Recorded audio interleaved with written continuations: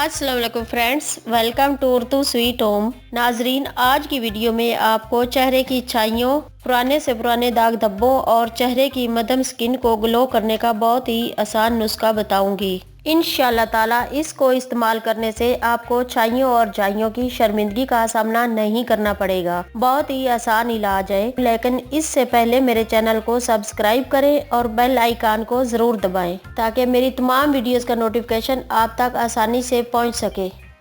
इसके लिए जो अज्जा आपको चाहिए वो है कलवंजी 2 चम्मच, दूध 1 कप, अगर स्किन ड्राई है तो मीठे बादाम का तेल 1 चम्मच।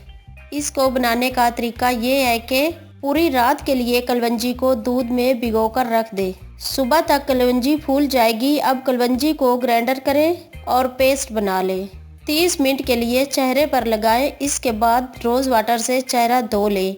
साबुन का इस्तेमाल नहीं करना। अगर स्किन ड्राई है तो इस पेस्ट में 1 चम्मच मीठे बादाम का तेल मिलाकर इस्तेमाल करें। इसको मुसलसल इस्तेमाल करें। आपको किसी और इलाज की ज़रूरत नहीं पड़ेगी। आपका चेहरा खूबसूरत, ग्लो और चमकता हुआ नजर आएगा। नाजरीन, वीडियो पसंद आए तो लाइक ज़रूर करें। मज़ीद अच्छी और म्यारी वीडियोस के लिए हमारा चैनल सब्सक्राइब करना ना भूलें।